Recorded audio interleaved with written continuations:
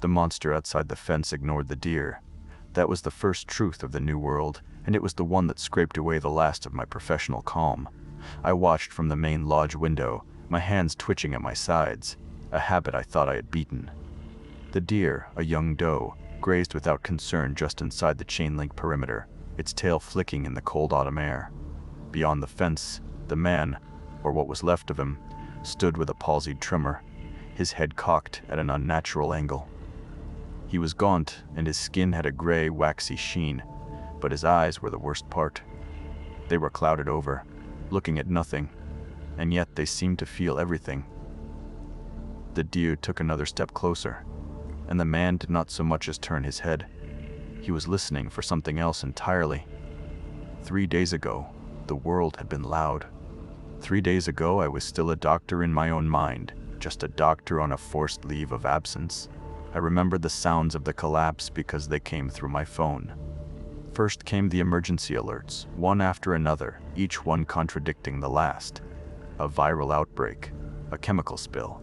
Martial law declared in Los Angeles, then Chicago. Stay indoors. Evacuate.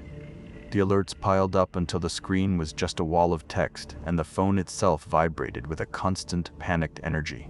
Then came the sirens, a rising chorus that swallowed the city, and from my suspended life in a high-rise apartment, I heard screams from the street below. After the noise came the silence, a sudden and absolute quiet that fell over the world when the grid gave out and the broadcast stopped. That silence was heavier than any sound I had ever known. Here, at Haven Lake, the silence was just part of the program. It was supposed to be healing. Now, it was just a canvas for a new kind of noise. "What's the point?" a woman named Maria mumbled from a sofa behind me. "We're just trading one prison for another." Luba, the nurse, was adjusting the IV drip that fed a slow, steady dose of calixibine into Maria's arm. Her movements were practiced and calm, a small island of the old world. She didn't look up from her work. "The point is to stay alive long enough to have a choice tomorrow," Luba said, her voice firm with a weariness that went bone deep. "Survival is the only point right now." I agreed with her, though I would never have said it with such simple humanity. To me, this was a medical problem. There were 11 of us left. 11 patients and 1 nurse, all addicts of one flavor or another, trapped in a facility designed to cure us. Now the cure was just a different chemical, and the disease was outside the fence. I turned from the window and looked over the common room. Luba was in her faded blue scrubs, a uniform from a job that no longer existed. Kayla, the college girl, sat at a table, her head bowed in prayer over a small wooden cross she held tight in her hands. Chayi was not resting. She was by the main entrance, testing the heavy lock on the door, her practical boots making no sound on the floor. Her face was a mask of cold assessment. She was not praying for salvation, she was calculating angles of entry. And then there was Vince. He was pacing near the empty fireplace, a gaunt man with skin like wet paper, his body slick with a nervous sweat that had nothing to do with the room's temperature. I clapped my hands together, the sound sharp and commanding in the quiet room. "Everyone, let's gather. We need a system." They looked at me, their faces slow and dull from the calixibine. The drug kept the terror at bay, but it left a fog in its place. I felt it too. A thick blanket over my own withdrawal, but I pushed through it. Control was a better drug than any opiate. I was a surgeon again. This was my OR. I walked to a large whiteboard used for group therapy sessions and picked up a dry erase marker. I drew lines and columns, creating a schedule for rationing food, water, and generator fuel. Then I drew the most important box, the one for the calixibine. "Luba and I have done a full inventory of the pharmacy," I announced, my voice clinical and detached. "We have 8,250 doses, at 150 milligrams per person per day. That gives our group of 11 approximately 75 days. Kayla looked up, her expression horrified. "We can't just keep taking that stuff. It's a sin. God will provide another way." Chaya gave a short, bitter laugh from the doorway. "God's not answering his phone, Kayla. The doctor's plan is the only one that matters, because he's the one standing next to the pharmacy." She was right. She saw the new currency immediately. I was in charge because I could speak the language of medicine, and the medicine was the only thing keeping us invisible to the things outside. My leadership was a performance, a way to convince myself that I was still Dr. Volkov, the man who saved lives, and not Jacob, the junkie who destroyed his own. Vince stopped his pacing and pointed a trembling finger at me. My dose isn't working. I can feel it. This stuff is poison. It's some government trick. Your tolerance is higher than the others, Vince, I said, trying to keep my voice even. The standard dose is what everyone gets. The system has to be fair. He lunged for the nearest window, his hands balled into fists, and screamed that he was going to smash his way out. It was a raw, animal sound of pure withdrawal and paranoia. It was the sound of terror, and it bloomed from him like a foul scent. Instantly, the single figure outside the fence snapped its head in our direction. Its vacant eyes seemed to find Vince through the glass. A moment later, another one emerged from the tree line, and then another, all of them moving with a twitching, predatory speed. They didn't shuffle, they stalked. Within a minute, a dozen of them were silently pressing against the wide windows of the lodge, their clouded eyes fixed on Vince. The deer was gone, having finally bolted into the woods. We were under siege. The abstract threat was now inches away, separated only by a pane of glass, and we knew exactly what had called it. "We have to throw him out?" Chaya said, her voice low and pragmatic. She had already moved away from the door, putting a heavy oak table between herself and the windows. "He's a beacon." "No," Luba gasped, her hand flying to her mouth. Her professional oath was a physical thing inside her. "We can sedate him. The crash cart has Haldol." I shook my head, my mind racing, analyzing the variables. "That's for cardiac arrest and psychotic breaks, Luba. We can't waste our last resort supplies on a panic attack." My eyes darted to Kayla, who was now backed into a corner, sobbing, her prayers choked with fear. A Craver at the window nearest her began to paw at the glass, drawn to her terror. The connection was horribly clear. The drug didn't make you invisible, it made you uninteresting. It suppressed the hormones that they could smell. With a sudden, cold clarity, I grabbed a syringe of calixibine from the crash cart Luba had rolled into the common room. I crossed to Kayla in 2 strides, ignored her cry of protest, and injected the full dose into the side of her neck. She went limp, her sobs quieting as the drug flooded her system, her terror replaced by a sedated calm. Outside, the Craver that had been focused on her went still. It turned its head away, losing interest as if she had simply ceased to exist. Its attention, along with all the others, was fixed entirely on Vince, who was still screaming. "There," I said, the terrible proof solidifying in my gut. I turned to the others. "We're not throwing him out, and we're not wasting the Haldol. We'll quarantine him." I used the medical term deliberately, a sterile word to cover a monstrous act. "His room is at the far end of the west wing. It's isolated. We'll put him in there and lock the door." They stared at me, their drugged minds slowly processing the sentence I had just passed. This was our first real choice in the new world. Luba looked like she was going to be sick, but she didn't argue. Chaya nodded once, a flicker of cold respect in her eyes. We voted with our silence. 2 of the larger men helped me drag Vince down the hallway. He fought and screamed the entire way. The horde outside detached from the main lodge windows and flowed along the side of the building, following the sound and the scent. We threw him into his room, a small space with a single barred window, and slid the heavy bolt on the door. The sound of it clicking into place was the loudest thing I had ever heard. On the other side of the door, Vince's screams became muffled sobs of despair. Outside his window, the Cravers began to throw themselves against the wall.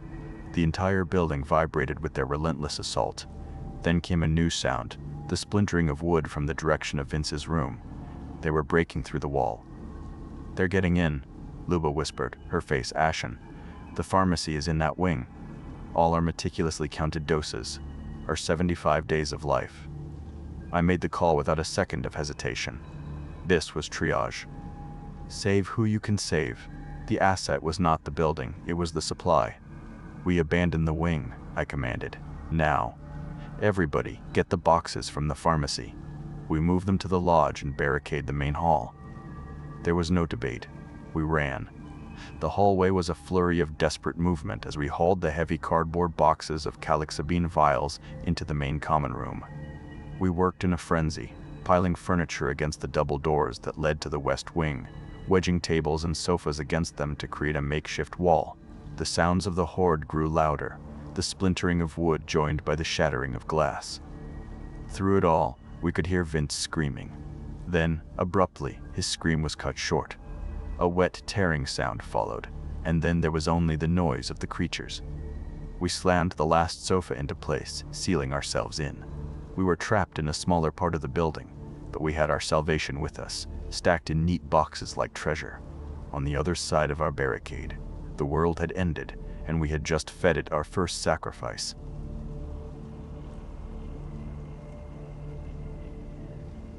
"We're going to rot before we starve."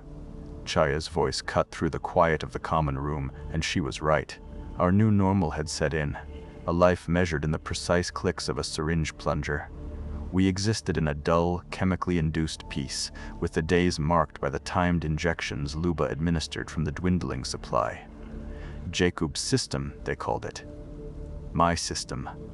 I watched them drift through the lodge, their movements slow, their voices flat. We were all experiencing the side effects, the lethargy and the apathy that were the price of being invisible to the things outside. The deepest horror was that we were too numb to truly feel the horror. We were ghosts haunting our own bodies. Chaya stood by the window, looking out at the unchanging woods. "Sitting here is a slow death. Out there is a fast one. I'll take my chances with fast." She proposed a scavenging run to a ranger station she'd seen on a park map in the lobby. She reasoned it was only a few miles through the trees, a place likely overlooked in the initial chaos. I saw the logic in it immediately. Our pantry was a countdown clock, and passivity was a variable that always led to zero.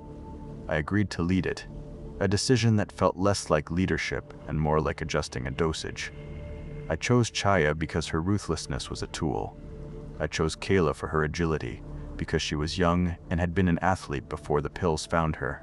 The forest was unnervingly silent. Every snapped twig under our boots felt like a gunshot. We moved slowly, our suppressed bodies fighting the simple exertion. Inside the station, the air was still and thick. A half-finished crossword lay on a table next to a cold mug of coffee, a snapshot of a life cut short. We found canned goods and a detailed topographical map of the region. As Kayla packed the food, Chaya and I stood guard by a grimy window. A single Craver was moving through the clearing, its head twitching as it sniffed the air. We were hidden, our scents masked by the calixabine in our blood, but the proximity made my hands tremble.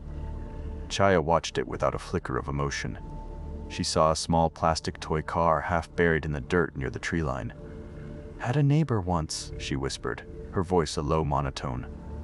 "Little kid, cried all the time. Day the world went sideways, he must have had a total meltdown. They found the whole family torn apart in the living room." She turned from the window, her face a blank slate. It was the first piece of her life she had ever offered, and I processed it not as a tragedy, but as an explanation for her survival instinct. She was a case study in trauma response. Later, as we prepared to leave, I saw her slip a hunting knife from a display case and a few extra batteries from a drawer into her jacket. She saw me watching and gave a slight, challenging nod. I said nothing. It was another variable to track. Back at Haven Lake, I spread the topographical map across the main table. My finger traced the black lines of the highways until it stopped on a small, hand-drawn circle in permanent marker. Next to it were the words HWY-20S Stronghold. It was a possibility, a new data point that demanded investigation. We had a small shortwave radio in the emergency kit, but its batteries were long dead. Chaya produced the ones she had taken from the ranger station and dropped them on the table. It wasn't a gift, it was a transaction. It took hours of turning the dial through static, but then a voice crackled through. It was a man named Marcus from the truck stop on Highway 20. He was organized, his voice firm with authority. He said they had a fortified position with fuel, vehicles, and food. He offered to trade for medical supplies. A wave of something I hadn't felt in years washed over me, a feeling of professional competence. This was a consultation, a negotiation between two leaders. Luba and I agreed to meet them. We packed a good faith offering of antibiotics and bandages. We made the crucial decision to hide the existence of the Calixibine. It was our only real asset, the one thing that made us valuable or vulnerable, and I would not put it on the table until I had a full diagnosis of the situation. The meeting was a disaster. The truck stop was a fortress of shipping containers and disabled big rigs. The people inside were nothing like us. Their eyes were wide, their movements sharp and jittery with a kind of manic energy. They were living in a state of constant adrenalized fear. Marcus was a large man with a thick beard and eyes that burned with a wild certainty. He looked at Luba and me, at our slow movements and calm expressions, with open suspicion. "We survive because we listen," Marcus said, his voice booming in the diesel-scented air. "Fear is the voice of God. Adrenaline is his blessing. It keeps us sharp, keeps us alive. You people." He took a step closer, his gaze sweeping over us with disgust. "You've silenced him. You walk through the valley of death and you feel nothing. You're not men. You're blasphemies. An infection that needs to be cleansed." The hope I had felt curdled into ice in my stomach. These were not allies. They were a new, ideological threat, and they now knew exactly where to find the unholy blasphemies who were hiding something precious. The delicate balance of our survival shattered a week later. A man named Ben, one of the older patients, slipped on the wet porch steps and his leg twisted badly, the bone tearing through the skin. The wound became infected within a day. His fever spiked, and with it came a terror that no amount of reassurance could quell. The pain and fear flooded his system with stress hormones, and his scent became a pulsing beacon in the quiet valley. He was using double, then triple the normal dose of Calixibine just to keep him from drawing every Craver for miles. He was a leak, draining our most critical resource at an unsustainable rate. My triage mentality took over. Ben was a single failing organ threatening the entire system. To preserve the longevity of the group, I had to compensate. I stood before the other survivors in the dim light of the lodge and announced a group-wide dose reduction to offset the cost of treating him. "His crisis is our crisis," I said, the words sounding perfectly logical and necessary to me. It was a simple matter of resource allocation. The group turned on itself. The dull apathy of the Calixibine wore off, replaced by the raw, jagged edge of withdrawal. Arguments erupted over a saved portion of canned peaches. Paranoia festered in the long silences. Shaya cornered me in the hallway, her dark eyes sharp with fury. She accused me of sentimentality, of sacrificing the whole for a dying part.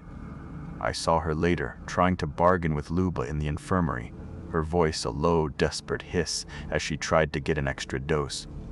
Luba, her face a mask of exhausted misery, tearfully refused. The trust that had held our fragile society together was corroding like metal in salt water. As if to confirm our doom, we began seeing them at the edge of the woods. Scouts from the congregation, watching our fence line, their hungry eyes fixed on the blasphemies in their quiet cage. Kayla saw Ben's suffering as a judgment. His delirious moans were, to her, the sound of our moral decay. She stood before us, her hands clutching the small wooden cross at her neck, her face pale and intense. "Don't you see what this drug is doing?" she pleaded, her voice trembling. "It's turning us into monsters. Jakub's logic has failed. Faith is all we have left. I will prove there is another way."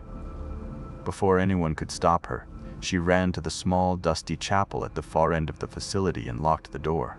She was going to find a scent of peace through prayer, skipping her dose to prove her point. Her body betrayed her.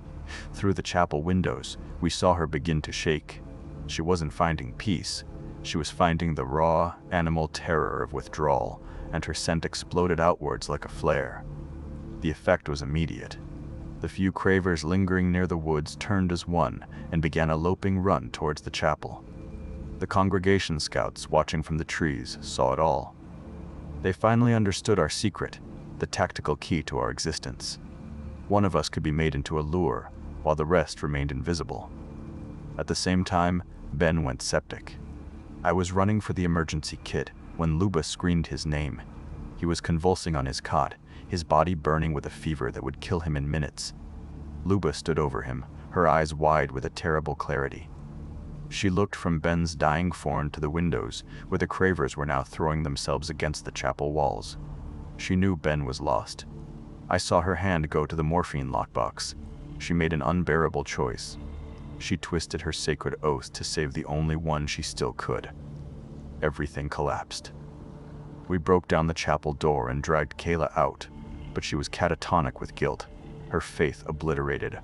Luba was a shattered wreck, weeping in the infirmary next to Ben's still form. My system, the logical framework I had built to keep us alive, was useless. The group was broken, our supply was at a critical low, and our new enemy now knew exactly how to destroy us. It was the death of our last hope. The final, brutal proof that salvation would not be found in a prayer, or in a community, or in anything that wasn't sealed in a glass ampule. We huddled in the main lodge, the remnants of our group wrapped in a shroud of silence. The pharmacy wing was lost, the sounds from that end of the building telling us it was fully overrun. I looked at the small metal case on the table, at the few remaining ampules of calixibine nestled in the foam. My system, my logic, my entire claim to leadership had led us to this ruin. I wasn't a doctor saving patients. I was a pusher rationing one last fix to a room full of junkies. I found Kayla in a dark corner, weeping silently. She was clutching a small, cheap watch I recognized as Ben's. She looked up at me, her eyes empty. "Chaya was right," she whispered, her voice ragged. "God's not testing us. He's not even watching." Her words hit me with the force of a physical blow. Ben was an acceptable loss under my system of triage. His death should have extended our survival. But it hadn't saved us. It had broken the last human thing that held us together. I finally understood that you can't save someone from themselves, but keeping them alive long enough to try is a pointless exercise if you destroy the reason they would want to live. My core identity shattered. I saw the human cost, not the clinical data. I saw that my obsession with controlling the drug was just another addiction, a way to reclaim the power I'd lost when the fentanyl took my life from me. I had been addicted to control itself. My motivation shifted then, away from the grim calculus of managing survival. I had to find a meaningful end.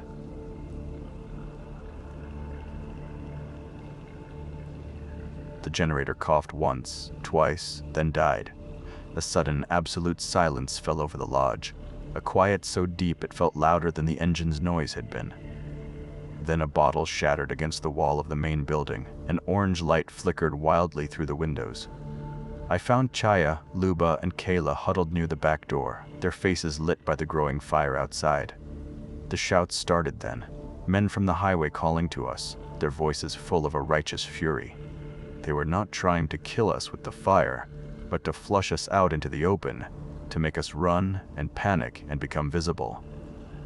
I looked at the small metal case on the floor, the last of the calixibine, and then at the three women who were all that remained of our group.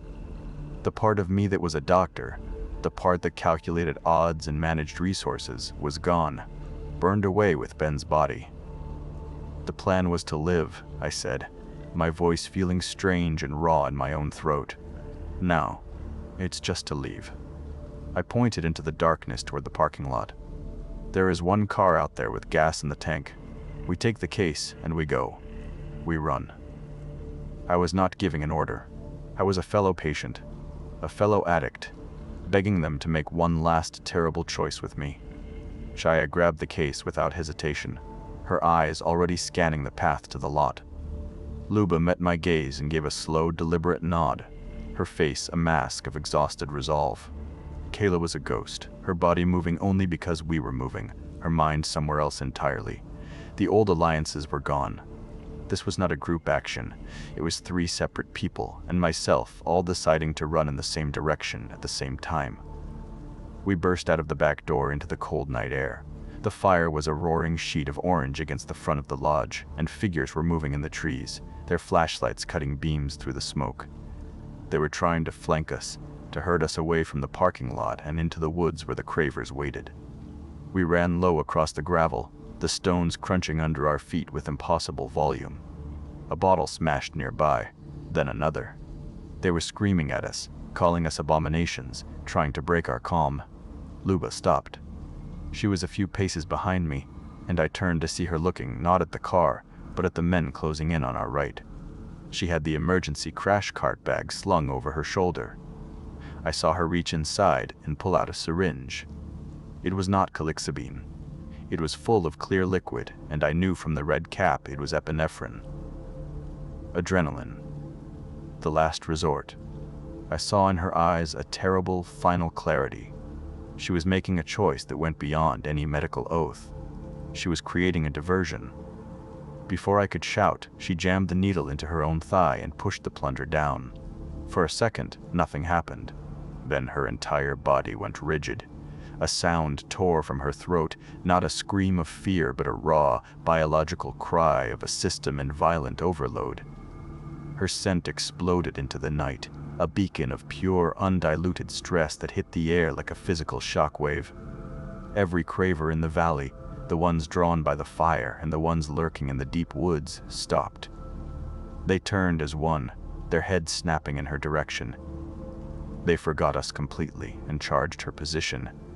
She was torn apart before her body even hit the ground, and her sacrifice bought us the seconds we needed. We reached the car, a dark shape in the moonlit lot. Chaya wrenched the passenger door open and threw the case inside while I fumbled for the driver's side. Kayla stood frozen beside me, her breath coming in shallow little gasps. A shape detached itself from the shadows beneath a tall pine. It was a craver, one that had been closer than the others, and it lunged for Chaya as she turned from the open door. Kayla moved. It was not a thought, but an instinct. She shoved Chaya hard, sending her stumbling back against the car. Kayla met the craver's charge with a wildness I had never seen in her. Chaya's knife was suddenly in her hand, and she drove it into the creature's neck.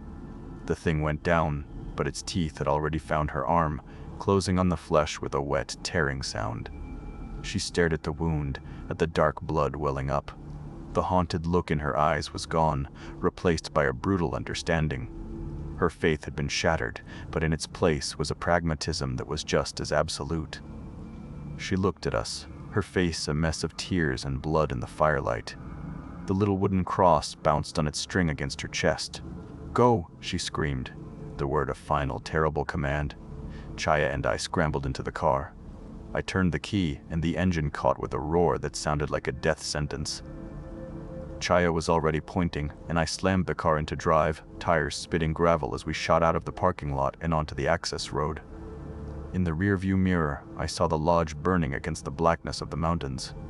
We had made it. 2 of us had survived. We were alive and adrift in a dead world, with a box of syringes on the seat between us. Months later, the gas was gone. We were in an abandoned shack somewhere in the Nevada scrubland, the silence of the desert pressing in on all sides. The metal case was on the floor between us. Inside, nestled in the foam, were 2 syringes of calixibine. I had found a map in an overturned truck. It showed a rumored military outpost, a possible safe zone. The journey would take 12 hours on foot. 1 syringe, a massive overdose, might last that long, masking a person's scent but sending them into a coma they might not wake from. The journey required both doses for 1 person. 2 doses, 1 life. Chaya picked them both up. She moved with an efficiency that had been perfected over months of brutal survival. She tapped the air bubbles from the first syringe, her face unreadable. "It's the only logical play, Doc," she said, her voice completely flat. She did not say it with malice. It was a simple statement of fact, the final conclusion of her entire life's philosophy. I looked at the syringe in her hand, then at my own, which were trembling. I thought of Luba's calm face in the firelight. I thought of Kayla screaming at us to go. Triage. Save who you can save. The words were ash in my mouth. I made a choice that no one was forcing on me, a choice that had nothing to do with logic. I picked up my empty syringe and snapped the thin glass barrel between my fingers. I gave her a weak smile. Go. Find something worth surviving for. For a single heartbeat, Chaya hesitated. I saw something flicker in her dark eyes, a brief, silent recognition of the road she had taken and the one I was choosing now. Then it was gone. She armed the second syringe, injected them both into her leg one after the other, and left without another word. She was the survivor, condemned to solitude. Alone, I walked out of the shack into the open. I took a deep breath. For the first time in what felt like a lifetime, I felt the cold air in my lungs. I felt the fear, the sharp, terrible clarity of being truly human again. My scent, pure and undiluted, flared out into the quiet darkness like a star. I heard them moving toward me. I closed my eyes.